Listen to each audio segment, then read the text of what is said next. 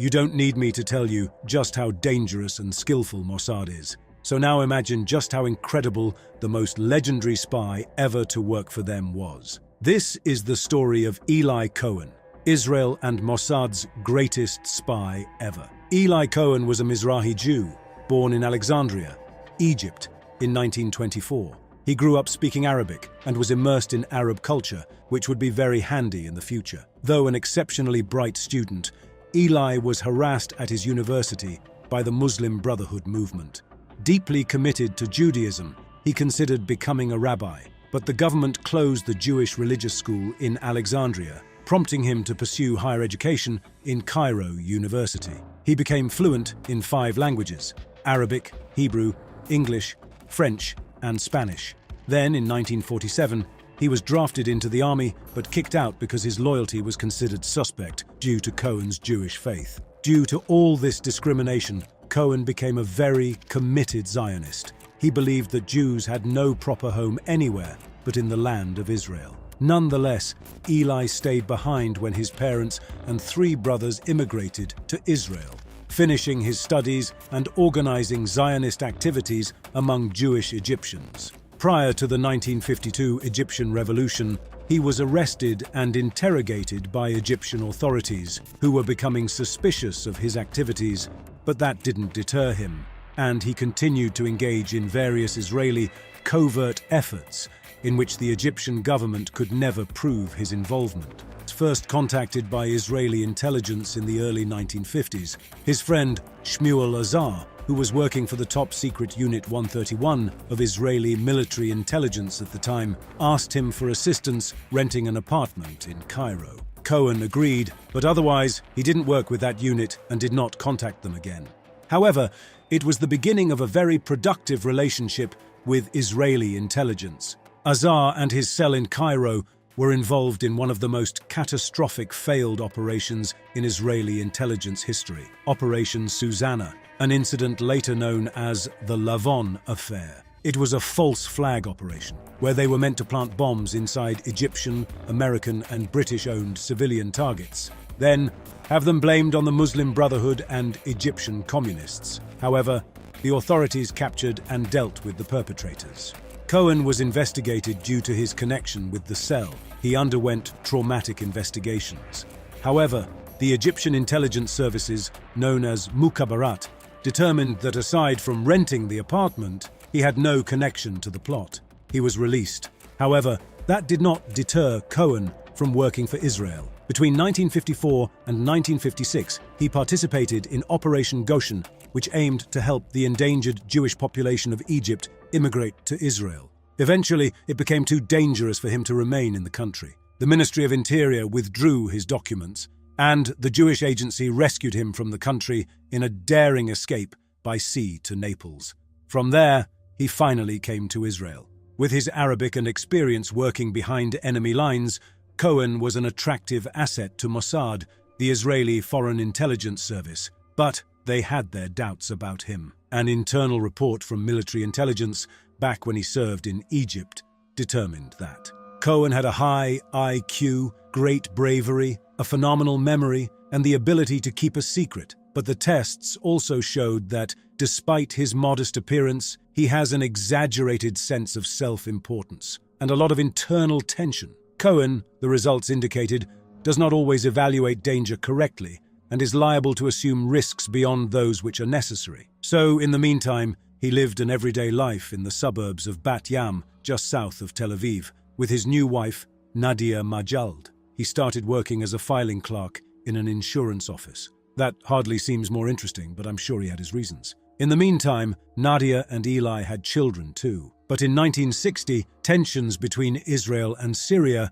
reached a fever pitch. Israel's enemies to the north were building up their military presence on the Golan Heights and firing into Israeli villages below. Even worse, they had begun to plan to divert water going into the Sea of Galilee, the primary source of irrigation and drinking water for much of the country. Syria had emerged as a bigger threat than ever before, so the Mossad set out to find an intelligence officer to infiltrate the Syrian government. Director of the intelligence agency, Meir Amit, eventually came across Eli's name while looking through the agency's files of rejected candidates after none of the current candidates seemed suitable for the job. For the next 2 weeks, Cohen was put under surveillance and found suitable for recruitment and training. By then, Cohen had lost interest in the highs and lows of espionage, but having lost his job as an accountant around that time, he took them up on the offer. Cohen knew Arabic and French, Syria's 2 most commonly spoken languages. However, the cultures and dialects of Syria and Egypt are quite different.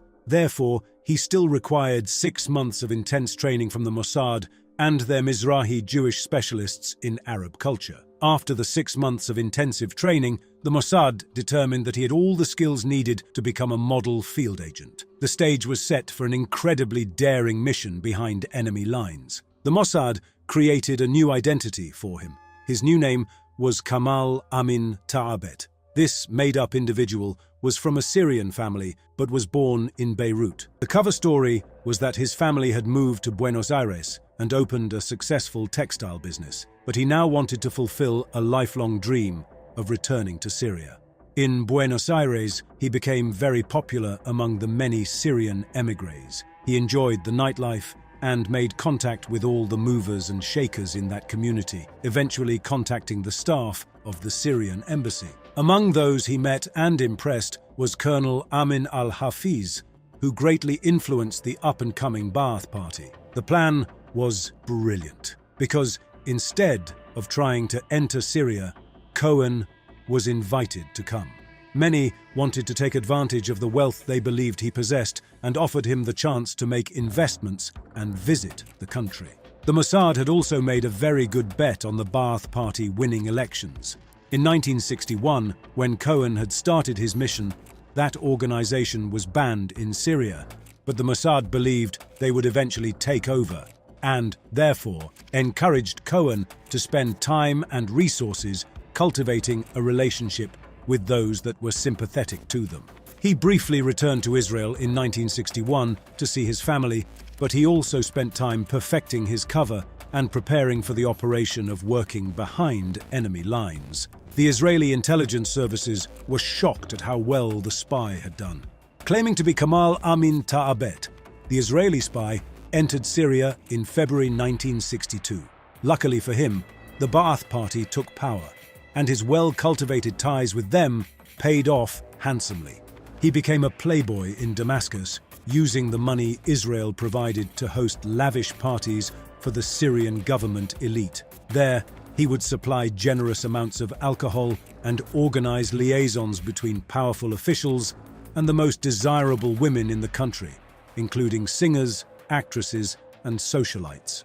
While others got drunk, Cohen would pretend to drink and listen attentively to the conversations. As you might expect, they revealed far more than they should have. Cohen also engaged in romances with several women from influential families in Syria, perhaps as many as 17.